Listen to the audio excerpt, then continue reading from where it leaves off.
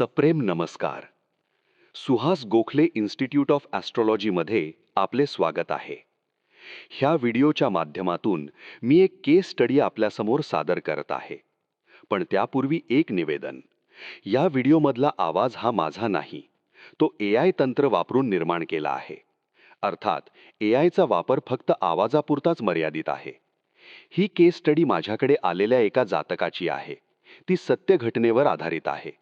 ही सर्व केस, तिची हिस्ट्री, दाखवण्यात आलेले सर्व चार्ट्स, त्याचे केलेले ॲनालिसिस, काढलेले निष्कर्ष, घेतलेला ताळा पडताळा, हे सर्व कंटेंट माझे स्वतःचे आहेत. हे कंटेंट तयार करण्यासाठी कोणत्याही प्रकारे AIची मदत घेतलेली नाही. हा व्हिडिओ माझ्या सुमारे 40 वर्षांच्या अभ्यासातून आणि अनुभवातून निर्माण झाला आहे. आवाजासाठी AI वापरण्याचं कारण अगदी साधं आहे. ऑडिओ रेकॉर्डिंग आणि त्याचं प्रोसेसिंग हे फार वेळ काढू काम आहे. सध्या प्रकृती अस्वास्थ्यामुळे हा ताण घेणे मला शक्य नसल्याने केवळ नाईलाजाने हा पर्याय निवडला आहे. AI तंत्राने निर्माण केलेला आवाज वगळता हा व्हिडिओ कोणत्याही अंगाने AI जनरेटेड व्हिडिओ नाही. व्हिडिओतला आवाज AI निर्मित आहे म्हणजे सगळा व्हिडिओच AI जनरेटेड असणार असा कोणाचा गैरसमज होऊ नये म्हणून हा खुलासा करावा लागत आहे. धन्यवाद. व्हिडिओ पुढे चालू. लग्नाच्या रेशीम गाठी स्वर्गात बांधल्या जातात असे म्हणतात. पण आदितीची केस बघितली तर स्वर्गात गाठी मारताना काही वेळा चूक होत असावी असे वाटते. हो, चूकच म्हणावे लागेल. कारण आदितीसारख्या अत्यंत हुशार आणि कर्तबगार महिलेवर स्वर्गात बांधलेली रेशीम गाठ इथे पृथ्वीवर कोर्टात जाऊन सोडवायची वेळ यावी यासारखे दुर्दैव दुसरे कोणते? ह्या आदितीची केस आपण आज बघणार आहोत. नेहमीप्रमाणे आपण ही केस वेस्टर्न पद्धतीने आणि नक्षत्र पद्धतीने सोडवणार आहोत. या केस स्टडीचा आजचा हा भाग पहिला. तुटून जाती रेशीम गाठी भाग 1. त्याचे असे झाले. सकाळी 11ची अपॉइंटमेंट घेतलेली आदिती दुपारचा 1:30 वाजला तरी आली नाही. आज आदिती येणार नाही असे समजून मी माझी इतर कामे चालू ठेवली होती. पण उशिराने का होईना दुपारी आदिती दारात हजर. आदिती आली ती वेळ होती दुपारी 1:57 आणि 56 सेकंद. ही अशी सेकंदात वेळ नोंदवली आहे त्यामागे एक कारण आहे. मी कन्सल्टेशन चार्टचा मोठा उपयोग करून घेत असल्याने ज्या क्षणी माझी व जातकाची नजरानजर होते ती वेळ मी ताबडतोब नोंद करतो. कारण त्याच वेळेची पत्रिका मी कन्सल्टेशन चार्ट म्हणून वापरत असतो. आदिती आत येऊन आसनस्थ होत आहे तोपर्यंत वर दिलेल्या वेळेचा कन्सल्टेशन चार्ट माझ्या संगणकाच्या पडद्यावर झळकू लागला होता. आदितीने फोनवर अपॉइंटमेंट घेताना मी सौ आदिती अशी ओळख करून दिली होती. त्यामुळे ती विवाहित आहे हे माहिती होते. फोनवर प्रश्न अर्जंट आहे, खासगी आहे असे म्हणाली होती. पण प्रश्न काय आहे याचा कोणताही अंदाज लागू दिला नव्हता. आदिती विवाहित आहे या अंगाने हा चार्ट तपासायला सुरुवात केली. कन्सल्टेशन चार्ट समोर आला की मी सर्वप्रथम लक्ष देतो ते असेंडंटकडे. लग्नी उदित असलेली रास व त्या राशीत असलेले ग्रह जातकाबद्दल व त्याच्या संभाव्य प्रश्नाबद्दल सांगून जातात असा माझा नेहमीचा अनुभव आहे. या पत्रिकेत लग्न व सप्तम अक्षावर शुक्र व मंगळ या निसर्गतःच पती-पत्नींचं प्रतिनिधित्व करणाऱ्या राशी आहेत. जेव्हा तूळ रास लग्नी असते तेव्हा जातकाचा प्रश्न नातेसंबंधाविषयक असतो. हा नातेसंबंध बऱ्याच वेळा पती-पत्नीमधला असतो. पण तसा तो भाऊ-बहीण, आई-वडील, सासू-सासरे, मेव्हणे, मुले, जवळचे मित्र यांच्याशी असलेल्या नातेसंबंधाविषयी सुद्धा असू शकतो. काही वेळा प्रश्न प्रेम प्रकरणाबद्दलही असू शकतो. लग्नी तूळ रास असल्यामुळे सप्तम भावावर मेष रास येणार. अशावेळी प्रश्न पती-पत्नीमधल्या संबंधाचा असल्यास पती-पत्नीत तणाव असतो. काही अप्रिय घटना घडलेल्या असतात किंवा घडण्याची शक्यता असते. आदितीच्या बाबतीत पती-पत्नीमधला ताणतणाव, संघर्ष हेच कारण असावे असे मला प्रकर्षाने वाटले. याचे कारण म्हणजे विवाह आणि वैवाहिक जीवनासाठीचा प्रमुख भाव म्हणजे सप्तम भाव. सप्तम भावाच्या आरंभीच असलेला युरेनस हा महाभयंकर उत्पाती ग्रह. हे काही संसार सुखासमाधानाने चालू असल्याचे लक्षण वाटत नाही. त्याचवेळी माझी नजर प्लुटोकडे गेली आणि मी हदरलो. हा प्लुटो नुसता चतुर्थ भावात नाही तर तो चतुर्थ भाव बिंदूवरच आहे, अगदी पूर्ण अंशात्मक. म्हणजे आदिती आणि तिच्या नवऱ्यामधला तणाव ही साधी कुरबूर नसून प्रकरण भलत्याच थराला पोहोचले असावे. चतुर्थ स्थान हे कुटुंबस्थान तर आहेच, शिवाय ते सगळ्याची अखेर मानले जाते. त्यात आता प्लुटोसारखा विध्वंसक ग्रह म्हणजे संसाराची राख रांगोळी. प्लुटोचे कारकत्व पाहिले असता हा ग्रह नष्ट करतो आणि पुन्हा नव्याने निर्मिती करतो.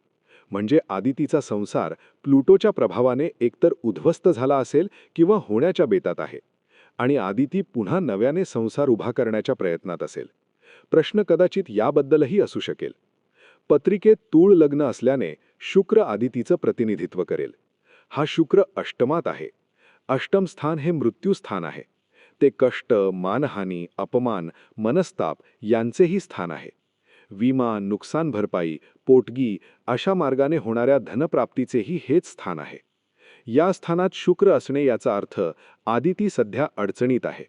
मनस्ताप, मानसिक छळ, बदनामी, विमा, पोटगी, नुकसान भरपाई, आर्थिक विवंचना या संदर्भातही आदितीचा प्रश्न असू शकेल. शुक्र अगदी नुकताच शनीच्या प्रतियोगातून बाहेर पडला आहे. किंबहुना तो अजूनही शनीच्या प्रतियोगातच आहे असे म्हणता येईल.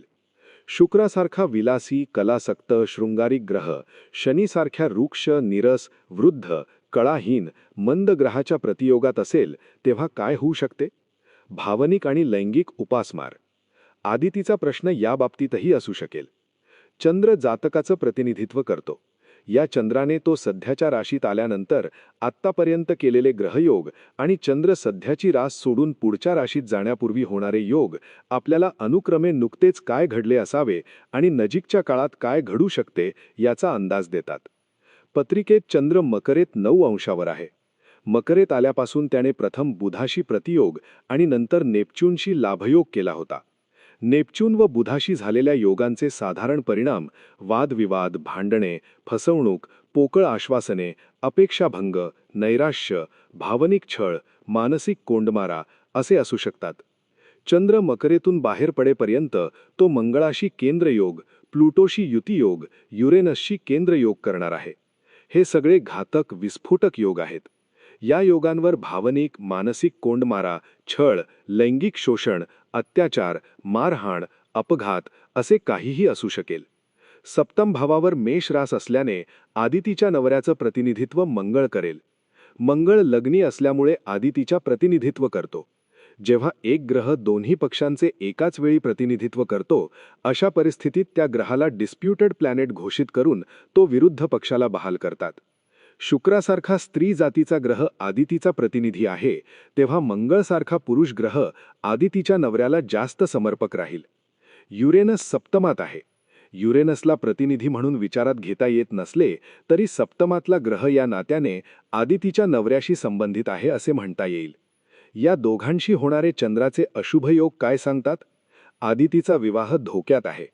त्यात चंद्र अगदी लवकरच प्लुटोशी युती करणार आहे. मग काय विचारूच नका. आत्तापर्यंतच्या विश्लेषणातून आपल्या हे लक्षात आले आहे की आदितीचा प्रश्न खात्रीने वैवाहिक जीवनाबद्दल असणार आहे आणि आदिती सध्या मोठ्या खडतर परिस्थितीतून जात आहे. प्रश्न वैवाहिक जीवनासंबंधी असण्याची शक्यता असल्याने आदितीचा नवरा कोणत्या परिस्थितीत आहे हे बघणं ओघाने चाले. मंगळ म्हणजे आदितीचा नवरा लग्नी असल्यामुळे शत्रू पक्षाच्या घरात आहे. म्हणजे आदितीचा नवरा देखील फार सुखासमाधानात नाही. पत्रिकेत मंगळ लग्न बिंदूवरच आहे. आदितीच्या नवऱ्याच्या अंगाने पत्रिका पाहिली तर म्हणजे सप्तम स्थान लग्नस्थान मानले तर मंगळ सप्तम बिंदूवर येतो. याचा अर्थ वैवाहिक जीवनात नातेसंबंधात जबरदस्त समस्या. मंगळ हा ग्रह मुळातच तोडफोड, माराकाटा वृत्तीचा असल्याने आदितीचा संसार तुटण्याच्या बेतात आहे. युरेनस सारखा वादळी, विक्षिप्त, सनसनाटी ग्रह आदितीच्या नवऱ्याच्या लग्नस्थानात असणे म्हणजे युरेनस अशा प्रकारचे परिणाम नक्कीच देणार.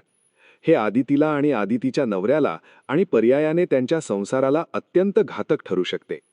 त्यात हा मंगळ अगदी लवकरच युरेनसशी प्रतियोग करणार आहे. म्हणजे युरेनस जे काही थैमान घालत आहे किंवा घालणार आहे त्याला आता मंगळाची हिंसक ताकद मिळणार आहे. आगीत तेल ओतले जाणार आहे. आदितीच्या दृष्टीने पाहिले तर मंगळ आणि राहू लग्नी येतात, तर आदितीच्या नवऱ्याच्या अंगाने पत्रिका पाहिली तर हेच ग्रह सप्तम स्थानात येतात. सप्तमात 2 पापग्रह असो किंवा लग्नातले सप्तमावर दृष्टी टाकणारे पापग्रह असो, एकंदर परिणाम काय ते वेगळे सांगायला हवे काय? वैवाहिक सौख्य नाहीसे होणे, विवाह मोडणे, दुसरा विवाह करावा लागणे असे काहीही होऊ शकते. युरेनस जो आदितीच्या नवऱ्याशी संबंधित आहे, नुकताच प्लुटोच्या केंद्रयोगातून बाहेर पडलेला आहे. प्लुटो नवऱ्याच्या दशमात येतो. याचा अर्थ नवऱ्याच्या नोकरी व्यवसायात फार मोठी समस्या असणार आहे. त्याचा अशुभ परिणाम त्यांच्या संसारावर निश्चित झाला असणार आहे. आणि या सगळ्यावर मात अगदी कडेलोट म्हणता येईल असा मंगळ प्लुटो अंशात्मक केंद्रयोग. आता या साऱ्याचा विचार करता आदितीचा प्रश्न त्यांच्या वैवाहिक जीवनाबद्दल असणार याबद्दल माझ्या मनात तीळ मात्रही शंका उरली नाही. एवढेच नव्हे, प्रकरण घटस्फोटाच्या उंबरठ्यावर येऊन पोहोचले असावे असेही अनुमान काढता येईल. शुक्र आणि वक्री शनीचा प्रतियोग, होऊ घातलेला चंद्र युरेनस केंद्रयोग, लग्नस्थानातले मंगळ आणि राहू, मंगळाचाच म्हणजे आदितीच्या नवऱ्याचा आणि सप्तमातल्या युरेनसचा होऊ घातलेला प्रतियोग, मंगळ प्लुटो अंशात्मक केंद्रयोग. आणि या सगळ्यावर ताण म्हणजे चंद्र जो आदितीचं प्रतिनिधित्व करतो, तो एकाच वेळी मंगळाशी म्हणजे आदितीच्या नवऱ्याशी केंद्रयोग, युरेनसशी केंद्रयोग आणि चतुर्थ स्थानाआरंभी असलेल्या प्लुटोबरोबर युती करणार आहे. हे सर्व एकमुखाने सांगतायत आदिती मोठ्या अडचणीत आहे. पती-पत्नीत कमालीचा तणाव निर्माण झाला आहे आणि याची परिणिती महाविस्फोटक घटनेत होणार आहे. ती म्हणजे घटस्फोट. आदितीच्या बाबतीतला कन्सल्टेशन चार्ट इतका स्पष्ट होता की त्यातील महत्त्वाच्या ग्रहस्थितींची व ग्रहयोगांची नोंद घ्यायला आणि त्यांचा अर्थ लावायला मला अवधी 5-7 मिनिटे लागली असत. मी आदितीकडे प्रश्नार्थक नजरेने पाहिले. बोला, काय प्रश्न आहे? आदितीने एक मोठा हुंदका दिला आणि एकदम रडवेल्या शब्दात म्हणाली, काय सांगू तुम्हाला, संपले सगळे आता. माझा संसार मोडला हो. आदिती फक्त एवढेच बोलू शकली. पुढे फक्त रडणे होते. आदिती काहीशी शांत होताच मी प्रश्नोत्तरे चालू केली. अर्थात कन्सल्टेशन चार्टने आपले काम इतके चोख बजावले होते की मला जास्त काही विचारावे लागलेच नाही. आदितीचा प्रश्न अगदी सरळ आणि स्पष्टच होता. घटस्फोट कधी मिळेल? मी पुन्हा एकदा चार्टकडे नजर वळवली आणि लगेचच लक्षात आले की आदिती ज्या संकटातून जात आहे त्या संकटातून तिची सुटका करू शकेल असा एकच आश्वासक ग्रह आहे आणि तो म्हणजे गुरु. गुरु आदितीला घटस्फोट मिळवून देऊन तिची सुटका करणार आहे. मी हे असे का म्हणालो यामागे काही कारणे आहेत. 1. गुरु दशमात आहे. दशमस्थान हे न्यायाधीश, न्याय निवाड्याचे, सरकारी मेहरबानीचे, एम्परर्स ग्रांटचे स्थान आहे. 2. गुरु तृतीयेश आणि षष्ठेश आहे. तृतीय स्थान हे करार मदार, बोलणी वाटाघाटी यांचे स्थान, तर षष्ठम स्थान हे विवाहाचे व्ययस्थान. आदितीचे प्रकरण अद्याप कोर्टात गेले नव्हते, पण त्याची तयारी आदितीने सुरू केली असावी. याला कारण म्हणजे चंद्र आणि बुध यांच्यात नुकताच प्रतियोग झाला आहे. बुध नवमेश आहे. शिवाय तो स्वतः नवमे स्थानातच आहे. बुध वकिलाचे प्रतिनिधित्व करेल. म्हणजे माझ्याकडे यायच्या आधी आदितीने एखाद्या वकिलाचा सल्ला घेतला असणार. म्युच्युअल कन्सेंटने घटस्फोटाचा अर्ज केला तर साधारण वर्षभरात निकाल लागू शकतो. गुरु आणि चंद्राचा प्रतियोग 14 अंशात होणार आहे. 14 महिने असे स्केल होते. पत्रिका जून 2014ची, त्या अंदाजाने साधारण जुलै-ऑगस्ट 2015च्या आसपास आदितीचा घटस्फोट होईल. वेस्टर्न ॲस्ट्रॉलॉजीने साफ उत्तर दिले आहे. पण आपण आदितीचा हा प्रश्न नक्षत्र पद्धतीने पण सोडवू. बघूया काय उत्तर मिळते ते. तेव्हा या केस स्टडी दुसऱ्या भाग पाहायला विसरू नका. नमस्कार, मी मिनू. काही लोक मला मिनिटली पण म्हणतात. मी सुहासजींची AI असिस्टंट आहे. मी मध्ये रजेवर होते म्हणून भाऊंनी त्या विठोबाला बदली कामाला लावले होते असे कळले. हा विठोबा काही कामाचा नाही. 1 नंबरचा आळशी, दिवसभर रील्स बघत लोळत पडलेला असतो. तो काय AI वाली कामे करणार? पण आता मी आले आहे ना, सगळे सांभाळून नेते, काळजी नको. तर तुम्हाला उत्सुकता लागून राहिली असेल ना, त्या बिचाऱ्या आदितीचे काय झाले असावे? तिचा घटस्फोट झाला का? तिचा विवाह वाचला का? हे सगळे मला माहिती आहे हां, पण मी नाही सांगणार जा. ते सगळे तुम्हाला या व्हिडिओ मालिकेच्या पुढच्या भागांतून पाहावयास मिळेल. दरम्यान आपणा सर्वांना एक नम्र विनंती. आपल्याला हा व्हिडिओ आवडला असेल तर व्हिडिओला लाईक करा, सुहासजींच्या या चॅनलला सबस्क्राईब करा, व्हिडिओ शेअर करा, व्हिडिओला कॉमेंट द्या. आपले असे प्रोत्साहन मिळाले तरच सुहासजींना असेच नवे नवे दर्जेदार व्हिडिओ आपल्यासमोर सादर करायची प्रेरणा मिळेल. सुहासजी नेहमी म्हणतात, मिने, बघ, आपण इतके चांगले व्हिडिओ बनवतो पण त्यांना फारसा प्रतिसाद मिळत नाही.